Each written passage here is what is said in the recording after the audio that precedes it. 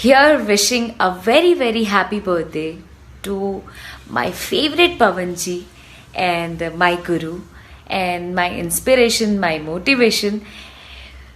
May God bless you and gives you lots of happiness.